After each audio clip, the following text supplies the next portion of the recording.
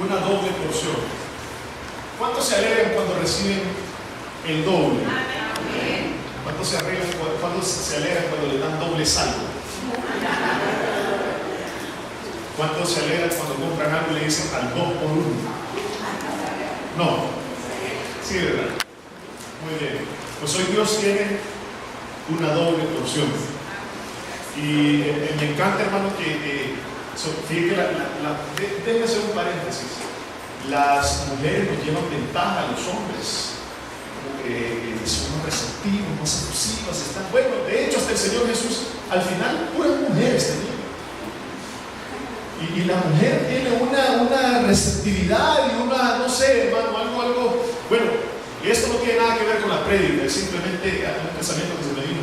Dicen que la mujer, dicen que el hombre, perdón, tiene el cerebro dividido en compartimientos, o sea, en cajitas.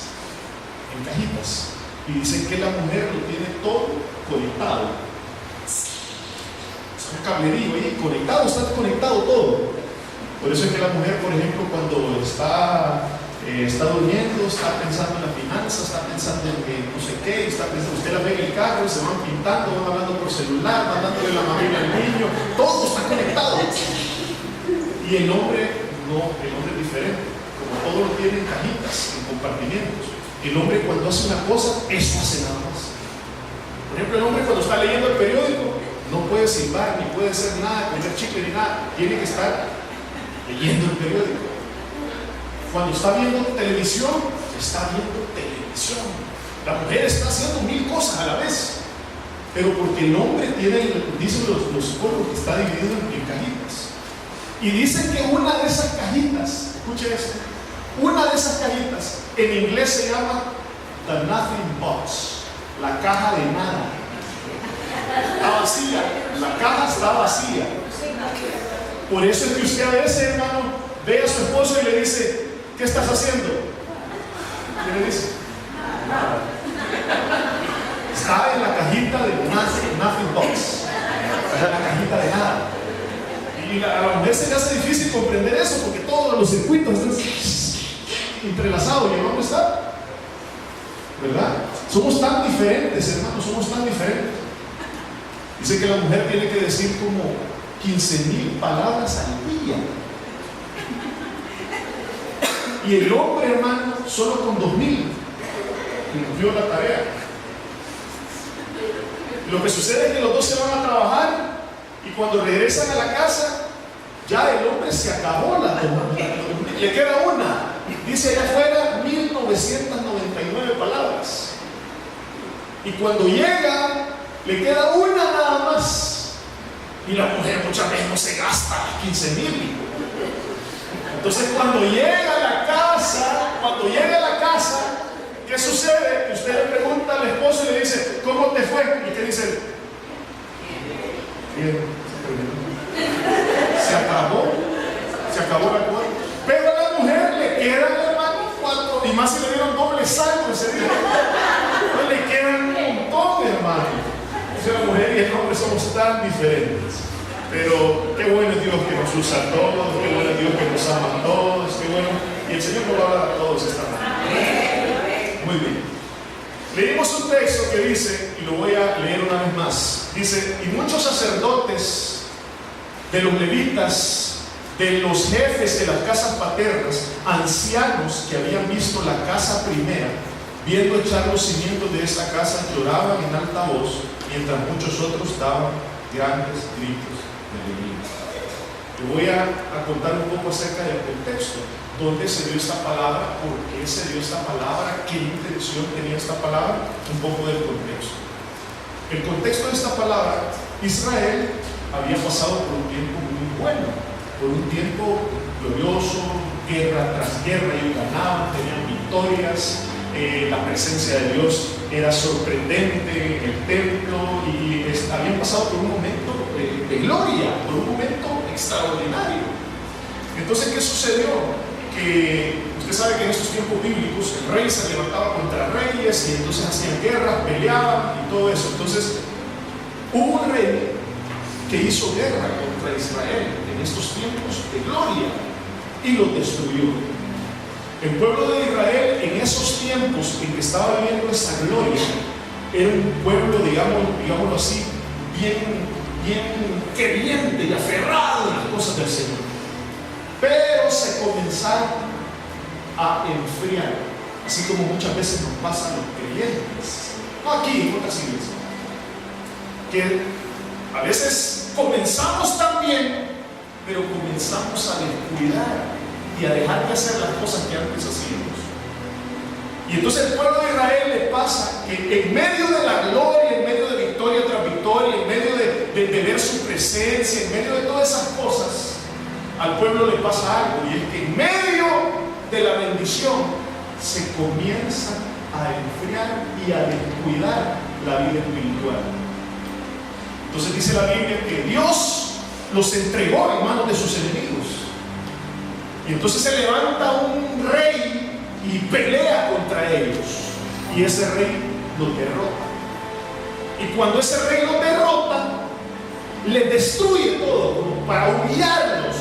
No solamente los venció, un rey llamado Nabucodonosor los vence, sino que aparte de eso les destruye todo. Destruye la iglesia, el templo, destruye todo, les destruye. Y encima de eso se los agarra y se los lleva presos. Se los lleva presos. Y entonces el pueblo de Israel pasa por un periodo que se le llama en la Biblia, y usted lo ha escuchado quizás, un cautiverio. Pasa preso en un lugar que se llama Babilonia. El rey Nabucodonosor los tiene presos ahora. Después de haber visto la gloria de Dios, después de haber experimentado cosas maravillosas, después de que Dios los había prosperado, ahora ellos están presos, cautivos por el rey Nabucodonosor en Babilonia. Son reos. Entonces pasan los años, pasa el tiempo, y después otro rey que se llama Darío se enfrenta contra este rey que se llama Nabucodonosor. Y este rey que se llama Darío pelea contra este rey, y este rey Darío, que era un hombre que amaba al Señor, este rey Darío derrota al rey Nabucodonosor. Y cuando lo derrota, entonces él ahora es el rey, y el pueblo de Israel estaban presos, cautivos, y él toma una decisión. Lo primero que él hace, este rey, lo primero que él hace es que les da la libertad. Abre las cárceles y le dice: ahora son libres. Entonces el pueblo de Israel lo que hace es que se van a Jerusalén, que era donde ellos vivían, donde estaba esa gloria que les estaba mencionando. Y entonces cuando se van, Dios levanta a dos profetas. Hasta ahí me sigue. Dios levanta a dos profetas. Un profeta se llama Ageo. Diga conmigo, Ageo. Y el otro profeta se llama Zacarías. Ageo y Zacarías son los profetas, digámoslo así, contemporáneos de la época. Y a través de esos dos profetas, Dios le habla al pueblo de Israel para alentarlo y para animarlo. ¿Estamos bien hasta ahí? Y ahí es donde estamos en la lectura, en este momento, en donde el pueblo de Israel ya es libre una vez más, y ellos regresan una vez más a Jerusalén, a donde ahora no hay más gloria, a donde ahora todo es escombros, a donde ahora todo es ruinas, a donde ahora todo es austeridad, donde ahora todo es cenizas. Y regresan a ese pueblo. Y Dios usa al profeta Zacarías y al profeta Ageo para darles una palabra. Entonces ahorita estamos ubicados acá. Comienzan cuando ven los escombros, cuando ven la destrucción del pueblo de Israel. Lo primero que ellos piensan es: vamos a reconstruir esto, vamos a volver a reconstruir todo lo que el enemigo nos robó. Y entonces aquí es donde estamos en la lectura, y esto es lo que está sucediendo en este instante. Dice que los sacerdotes, los levitas, los jefes de las casas paternas, ancianos, miren esta palabra, ancianos que habían visto la casa primera, dice que lloraban. Fíjense que los habían dejado ya libres. Estaban ahora de regreso en su tierra, en Jerusalén. Y ahora dice de que se iban a comenzar a echar los cimientos, o sea, la fundación para hacer una iglesia, para hacer el templo, para reconstruir la ciudad, iban a reconstruir muros. Para todo eso dice que comenzaban a echar los cimientos. Todos sabemos lo que es cimiento, ¿verdad? Pero dice que los ancianos lloraban. Y dice que otros daban gritos de alegría y de júbilo. Habían dos tipos de personas. ¿Por qué los ancianos lloraban? ¿Por qué cree usted que los ancianos lloraban? ¿Sabe por qué los ancianos lloraban? Es porque se acordaban de lo que un día Dios les había dado. Se acordaban de esos momentos bonitos, se acordaban de esos templos bonitos, del templo bonito, se acordaban de esa gloria, se acordaban de esa majestad, se acordaban de todo eso. Y entonces los ancianos que habían visto eso, ahora cuando se comenzaba a echar los cimientos y se iba a comenzar a levantar el templo, la ciudad, dice que ellos lloraban. Y lloraban porque ellos decían, nunca será como antes. Lloraban de dolor, de tristeza, porque ellos veían todo lo que habían tenido, recordaban el pasado. Y ahora lloraban diciendo, nunca será como un día. Nunca será como antes. Y sabe una cosa, hermano, en nuestra vida personal como cristianos nos pasa igual. Muchas veces cuando vamos a hablar de nuestra felicidad, nos vamos a la historia del pasado. Aquellos años, aquellos sueños, y a veces nuestro presente nos hace llorar, nos da tristeza. ¿Cierto o no es cierto? Y nos produce dolor el presente. Y nos recordamos, entonces ellos se recordaban del pasado y decían, no será, nunca será como antes. Y dice que nosotros, los que gritaban y daban gritos de júbilo, eran los jóvenes.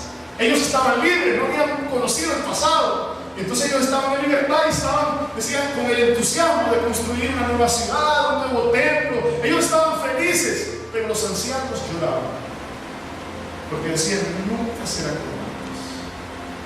Y quizás ellos podían haber dicho, por nuestra culpa, por nuestro descuido, por habernos alejado de las cosas del Señor, por no haber cuidado lo que Dios nos dio. Y muchas veces así eso nos recuerda al enemigo. Estás así porque no cuidaste lo que te di.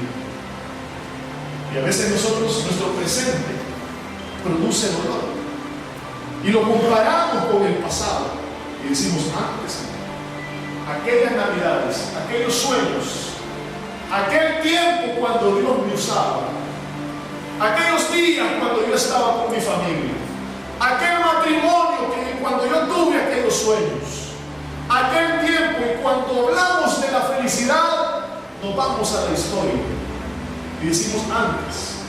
Y a veces vemos la realidad de nuestro presente y nosotros decimos en nuestro presente, vemos nuestro presente y vemos todas las imposibilidades, las circunstancias que estamos pasando y decimos, no será como fue antes.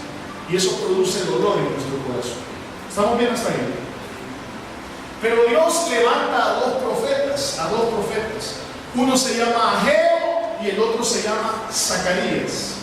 Y a través del profeta Ageo, el Señor le da una palabra al pueblo que está triste, a los que están llorando. El Señor le da una palabra y les dice, la gloria postrera será mayor que la primera.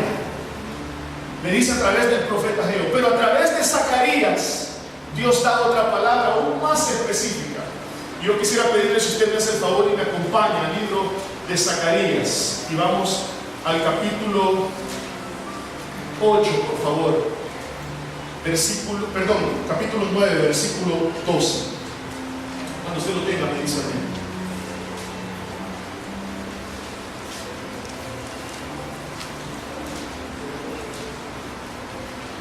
Entonces el Señor le da una palabra a un pueblo desanimado, a un pueblo desalentado, a un pueblo que llora por el pasado, a un pueblo que cree que los mejores años ya pasaron, y le dice a través del profeta Ageo, le dice la gloria postrera será mayor, o sea, le dice tengo algo más grande, pero a través de Zacarías Dios da otra palabra y es más específica. Mira lo que le dice, el Señor le dice al pueblo y el Señor le está diciendo a una persona esta mañana en Cefá San Francisco que esté viendo su presente y lo compare con su pasado y que quizás ahora está pasando por tristeza y está pensando que no será como antes, que las cosas nunca podrán ser como antes. Y mire lo que el Señor le dice a este pueblo que está viendo el pasado. Mire lo que el Señor le dice.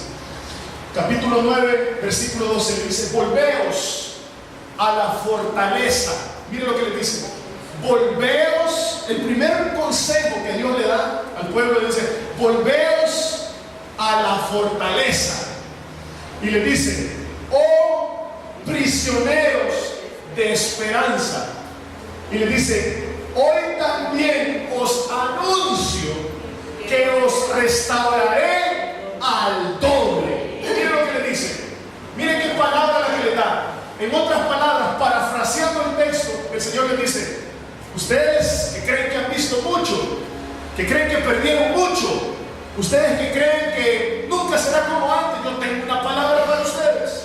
Y el Señor le dice: pues todo lo que vieron se queda corto a lo que tengo para ustedes, porque lo que yo les voy a dar, yo lo voy a duplicar y les voy a dar al doble. Y el Señor le está hablando a una persona esta mañana y le está diciendo: todo lo que has perdido será poco, te voy a restaurar y te voy a restaurar al doble. Todo lo que el enemigo robó será poco para lo que yo te voy a dar, y yo te voy a dar y yo te voy a restaurar todo al doble. No sé cuántos reciban eso, pero Dios no le va a dar solamente lo que usted perdió, sino que Dios le va a dar al doble. Yo no sé cuántos ustedes creen esa palabra, pero entonces miren esto. Dice: volveos a la fortaleza. Volveos a la fortaleza. ¿Qué significa eso? Bueno, el Salmo 46, versículo 1 responde a eso. Miren lo que dice el Salmo 46, versículo 1. ¿Cuál es la fortaleza? ¿Qué es la fortaleza? ¿De qué habla esa palabra? Volveos a la fortaleza. Miren lo que dice el Salmo 46. Dice: Dios es nuestro amparo. ¿Y qué más dice? Y fortaleza. ¿Qué me está diciendo el Señor al pueblo? Vuélvanse a mí, vuelvan a mis promesas, vuelvan a donde un día estuvieron. Y le dice: vuelvan, regresen a mis promesas. Quizás a lo mejor por todas las cosas que has pasado, has pensado que yo he fallado, has pensado que no será, pero el Señor le dice a alguien esta mañana: vuelve a mis promesas, vuelve a confiar en mí, yo soy tu fortaleza. Y mira, lo primero que el Señor le dice es: volveos. Regresemos al texto de Zacarías. Entonces le dice: volveos a la fortaleza. ¿Cuál es la fortaleza? Dios es su fortaleza. Él es su amparo. El Salmo 46 dice: Él es nuestro amparo y fortaleza. ¿Sabe qué significa la palabra amparo? La palabra amparo significa lugar donde escondernos. Porque hay muchas veces en la vida que usted y yo estamos cansados y necesitamos escondernos en la presencia de Dios. El apóstol Pablo decía que su vida estaba escondida en Cristo. Tenemos que salir a escondernos en la presencia de Dios. Pero ¿saben uno para qué se esconde? En Dios, no por cobarde. Uno se esconde en Dios para fortalecerse.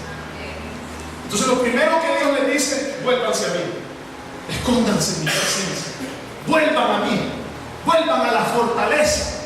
Y Dios le está hablando a alguien que de pronto quizás podemos habernos descuidado en algunas cosas. Lo primero que Dios le está diciendo es: vuélvete a mis promesas, vuélvete a mi fortaleza. Amén. Entonces le dice: vuelve a la fortaleza. Y después le dice: oh prisioneros de esperanza. Y qué curioso, hermano, que hay un penal que se llama la esperanza, ¿eh? Y no era para ellos, hermano, no era para los prisioneros de la esperanza. Está hablando prisioneros de la esperanza. Yo no sé, hermano, mire, le voy a abrir mi corazón. Yo muchas veces, y no le voy a hablar falsa espiritualidad, muchas veces he estado a punto de rendirme.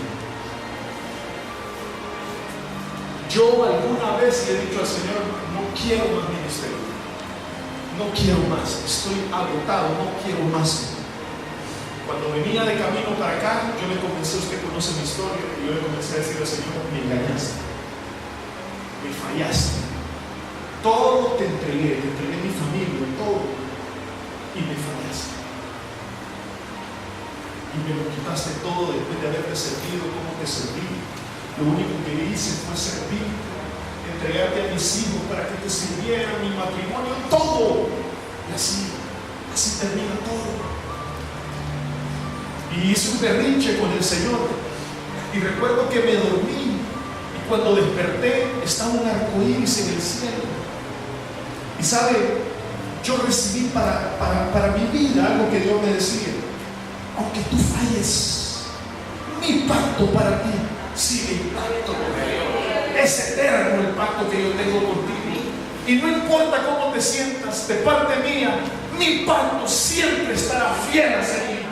No importa cuántas veces tú caigas, no importa cuántas veces tú me falles, de parte mía, mi pacto siempre permanecerá fiel. Por eso la palabra dice que aunque seamos infieles, o sea, aunque nosotros fallemos, dice que su pacto siempre estará fiel.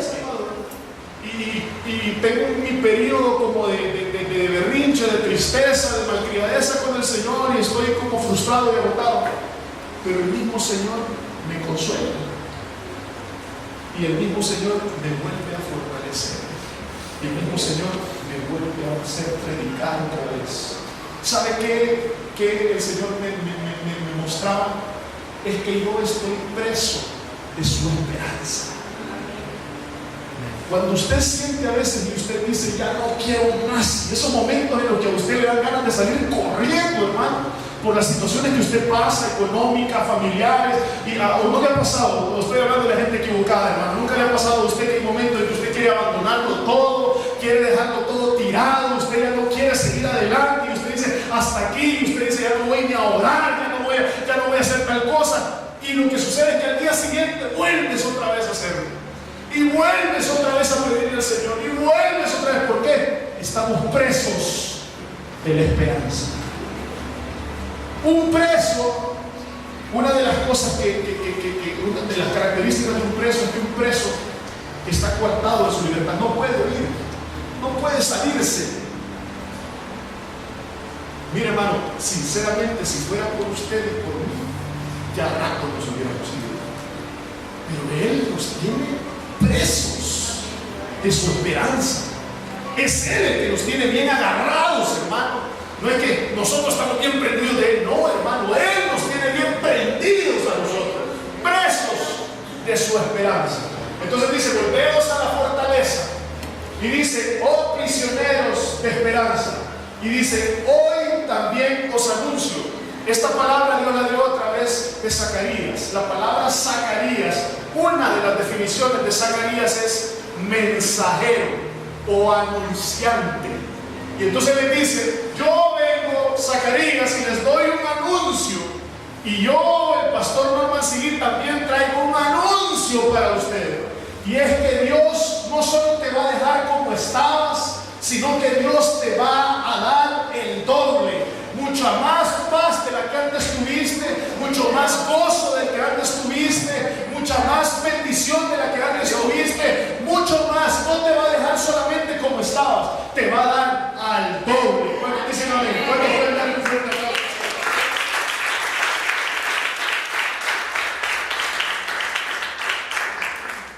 Y es que realmente, hermanos, muchas veces nos desanimamos y a veces creemos que Dios nos olvidó. Que Dios nos olvidó. Y dice, hay un salmo precioso, y normalmente esto sucede cuando estamos poniendo pruebas o creemos que Él se ha alejado un poco. Y quiero decirte que hay un salmo precioso que dice, estaré contigo en la angustia. Que cuando usted está pasando por pruebas y está angustiado, dice la palabra del Señor que Él está ahí cerca contigo. Dice, estaré contigo en la angustia. Dios no lo va a dejar a usted, no importa cómo se llame el nombre, cómo se llame el nombre de la enfermedad, el nombre de lo que usted está pasando. La Biblia dice que Él es nombre sobre todo nombre. Y no importa la prueba que usted esté pasando, pasando, Él está por encima de la prueba que usted esté pasando. Y no importa qué tanto se perdió, Dios tiene el poder para restaurar al doble. ¿Cuántos dicen amén? Me gozo cuando escucho el testimonio de mi hermano, porque él hoy no solamente tiene visa a él, hoy tiene visa a sus hijas. Mi hermano viene pasando de una situación difícil y Dios lo ha probado, y Dios lo ha pasado por el fuego, y Dios ha probado su fe, pero ahora él tiene el doble. Ahora Dios está haciendo con él algo al doble, y ninguno de ustedes se va a quedar. Esta palabra no es para algunos y para otros no. Esta palabra es para todos. ¿Cuántos dicen amén? Para todos. Dígale a la persona que está atrás suya, dígale, es para ti esta palabra. Y dígale, alguien dijo acá, creo que el hermano Ronald en la administración decía que no pasará este año sin que tú veas la mano de Dios obrar en tu vida. No pasará este año, no pasará este año. Y yo mire hermano, permítame hermano, y sí le voy a profetizar. Yo le profetizo hermano, que cuando antes de que termine este año usted va a haber visto la mano de Dios en una manera, Dios te va a sorprender. La Biblia dice que tiene planes de bien para usted, hermano. Tiene planes de bien. Pero entonces, presos de su esperanza. Él es el que nos tiene presos. Él es el que nos tiene aquí. Él es el que nos ha traído aquí esta mañana. ¿Por qué? Porque nos tiene presos de su esperanza. Este pueblo lloraba. Los ancianos lloraban viendo el pasado. ¿Sabe qué, hermano? Yo tuve la oportunidad, alguna vez lo comenté, de estar en un lugar que se llama Azusa, en California. Es una calle en donde hay libros de esta calle. Se llama El Avivamiento de la calle Azusa. Ese lugar, hermano, es un lugar precioso. Está en California.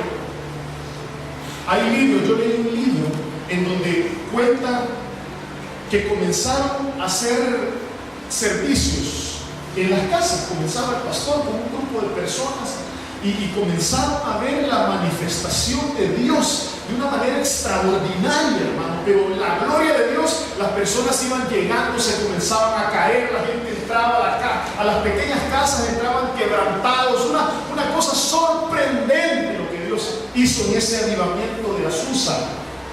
Y ahora cuando tú llegas a ese lugar, yo llegué, pasé por ahí a visitarlo, y ahora todos esos lugares de avivamiento, donde un día la gloria de Dios se manifestó de una manera extraordinaria, ahora cuando usted pasa por la calle Azusa, lo único que usted ve es las pequeñas casas. Y usted cuando entra, porque a uno le dan como un tour, o sea, uno puede ir a visitar, es un museo.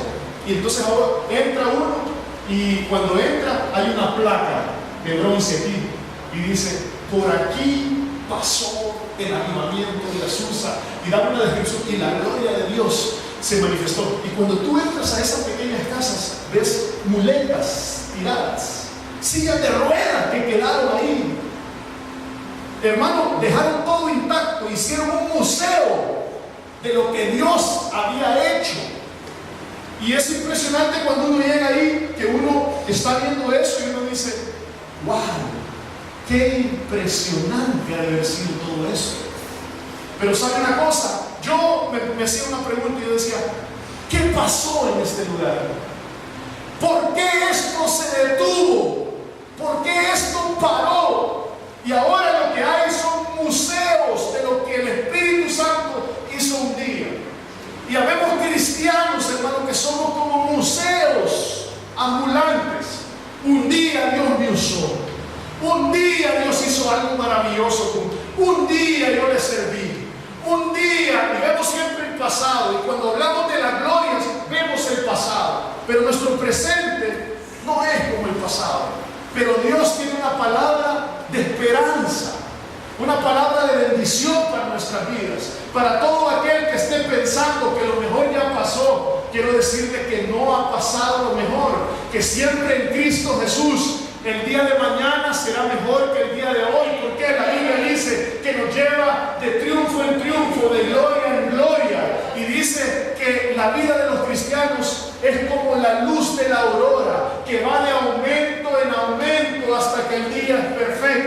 A veces nosotros creemos, a veces nosotros decimos, no, pero esa palabra no es tan real, pastor, porque puede ser que yo mañana esté más emproblemado. Pero eso no quiere decir que Dios no esté haciendo una obra más grande en tu vida. Tú puedes estar pasando por el fuego y Dios haciendo una obra maravillosa en ti. ¿O no es cierto, hermano, que cuando estamos en el fuego es cuando sale nuestra mejor canción? ¿No es cierto que cuando estamos en la prueba es cuando usted sale tu mejor perfume de la prueba? Amén. La angustia tiene un propósito de Dios. Y la angustia lo que produce es que usted y Dios hablen con claridad. De hecho, ¿sabe usted que, por ejemplo, hay policías que cuando agarran a un delincuente y lo quieren hacer hablar, ¿sabe lo que hacen? Lo ponen en angustia y lo maltratan y lo torturan y lo llevan a angustia. ¿Para qué? Para que hable. Y no solamente que hable, que diga la verdad. Y Dios muchas veces nos pone en angustia, porque en medio de la angustia es donde usted y Dios pueden hablar la verdad. Hermano, le puedo decir con toda sinceridad, yo creía conocer a Dios, pero hoy le puedo decir, antes yo creía que lo conocía, pero no lo conocía. Ahora realmente puedo decir que he comenzado a conocer una dimensión de Dios que yo no conocía. Como decía Job, de oídas te había oído, mas ahora, ¿cuándo ahora? En la angustia, mas ahora mis ojos te ven. Entonces tú puedes estar angustiado y estar bendecido. Estás viendo a Dios cara a cara. Las pruebas no significan, hermano, que usted esté en castigo y que Dios está esperando su mejor corazón. Y entonces el pueblo de Israel, Dios tiene esta palabra para bendecirlos. Y les dice, voy a restaurarlo todo al doble. Si antes fuiste feliz, yo tengo una felicidad al doble para ti. Si antes yo te usé, te voy a usar al doble. Pero Dios es bien específico y le dice, si antes tuviste paz, yo tengo una paz al doble que el que experimentaste antes. Y le está diciendo, no llores más. En medio de la promesa, no llores más, porque te voy a dar el doble. Y a través del profeta Ageo les da otra palabra que dice, la gloria postrera será mayor que la primera. O sea, lo que perdieron es poco para lo que yo tengo ahora para ti. Y hermano, quiero que usted se lleve esta palabra en su corazón. Que a lo mejor usted vea su pasado y usted crea que su pasado va a sobrepasar a su presente o a su futuro. Pero quiero decirle que usted que es preso de la esperanza, usted que siempre corre a los pies del Señor, usted que siempre quiere el consejo de Dios, usted que siempre abre la Biblia, usted que siempre quiere estar escuchando su voz, usted que es preso de la esperanza, es para usted esta palabra. Y Dios le dice, no llores por el pasado, no veas el pasado, no te entristezcas por lo que hoy estás pasando, por la prueba que hoy estás pasando, porque yo voy a cambiarlo todo y voy a restaurarlo, pero al doble, al doble. ¿Cuántos dicen amén? Amén. ¿Cuántos dicen amén? Amén. ¿Cuántos reciben la palabra? Amén. Así que, hermano, Dios tiene más para usted, mucho más de lo que ha pedido, mucho más de lo que ha pedido. Dios tiene para usted. He contado, ahorita que estamos en Navidad, ¿verdad? Me encantaba lo que decía el hermano Ronald, decía, Él también tiene regalos para ti. Porque a veces entre las tiendas, entre los regalos, entre las fiestas y las comidas, corremos el riesgo de perder a Jesús en medio de tanta corredera. Amén. Y hay que recordar que Él es la razón y que todo lo que usted tiene, hermano, mire, todo lo que usted tiene, lo tiene porque Dios ha sido bueno. Ni el trabajo que usted tiene, hermano, si usted no tuviera la salud que Dios le provee, usted no podría tener el trabajo. Si Dios no te proveyera los medios, tú no podrías estar esta mañana acá. Estás esta mañana acá porque Dios es bueno, lo cuida a usted y me cuida a ti. Pero usted ya me ha escuchado, hermano, de que en Navidad estaba con mi familia. Y en Navidad se pone un arbolito y abajo se ponen los regalos. Usted me ha escuchado quizás esa historia, hermano. No sé si en su casa es igual. Cuando llegan quizás a las 11:30 de la noche, comienzan a repartir regalitos y todos tienen un regalo. ¿Se recuerda de eso? Usted lo hace así, no sé si usted lo hace así. Pero yo recuerdo que tengo un hijo que es bien aceleradito. Bien aceleradito, bien. Es una bendición, hermano, pero es bien acelerado. Y entonces recuerdo que mi hijo, yo lo tenía así como amarradito, ¿no? Mire, hijo, no peleen con sus hermanos, pórtese bien, no responda mal, que no sé qué, que no sé cuánto. Pero ese día, hermano, el día de Navidad, se destapó. Y ese día de Navidad, hermano, se puso más acelerado que nunca. El día de los regalos. Y entonces recuerdo, hermano, de que me fui donde él, hijo, ¿por qué? Que no entendés, mira, que no sé qué. Y yo regañando a mi hijo, en Navidad, el día de los regalos. Y recuerdo, hermano, que cuando se llega la noche, y entonces saca un regalo, este es para ti. Este regalo es para ti, este regalo es para ti, este es para ti. Cada uno con nombre. Sale un regalo de mi hijo. ¿Y mi hijo dónde está? ¿Dónde está mi hijo? Y no estaba ahí cerquita. Se había alejado. Allá por la cocina. Y estaba como así. Pero no estaba riendo, estaba triste. Y entonces, ¿dónde está mi hijo? ¿Dónde está Alejandro? ¿Qué pasó? Y entonces yo lo alcanzo a ver hacia los lejos. Y le digo, hijo, ven para acá. Y cuando lo llamaba, más escondido. Pero alcanzaba a verle los ojos, más escondido. Y le digo, hijo, ven para acá, que hay un regalo para ti. Y más se escondía. Así nos pasa, hermano, cuando Dios nos habla y nos dice, te voy a bendecir. Uno dice, yo no soy quien el Señor espera que sea.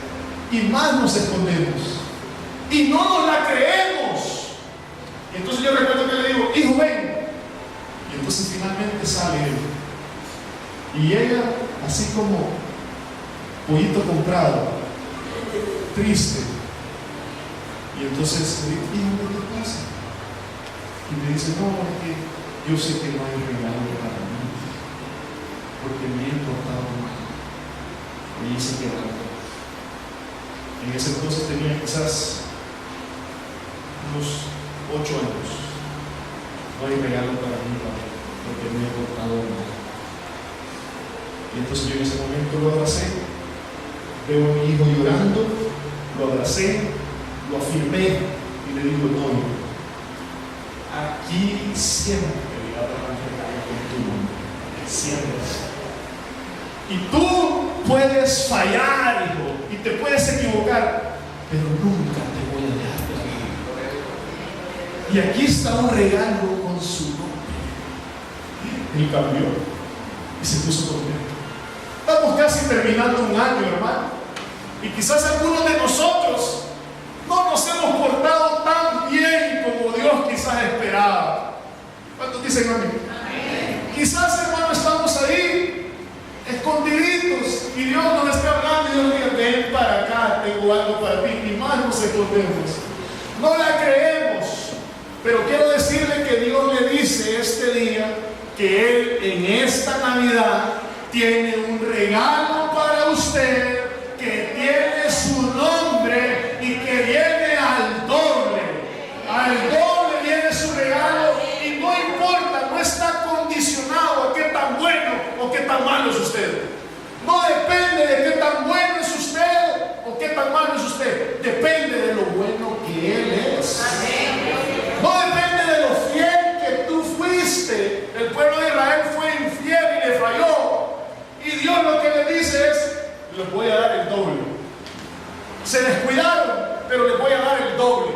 Me fallaron, pero yo les voy a dar el doble. Ustedes no cuidaron lo que yo les di, pero yo les voy a dar el doble. Miren cómo es Dios, miren el corazón de Dios. Y quizás algunos de nosotros hoy veamos nuestro 2015 y digamos, no me he portado tan bien. Pero Dios te dice, yo tengo un regalo para ti que nadie lo puede quitar. Dios te va a bendecir. Dios va a hacer una obra preciosa en ti. Y yo creo honestamente que este año, que aún faltan un par de días, pero Dios te va a sorprender al doble, más de lo que usted esperaba, más de lo que usted merece. Dios nos va a dar al doble. ¿Cuántos dicen amén? ¿Cuántos pueden dar un fuerte aplauso al Señor?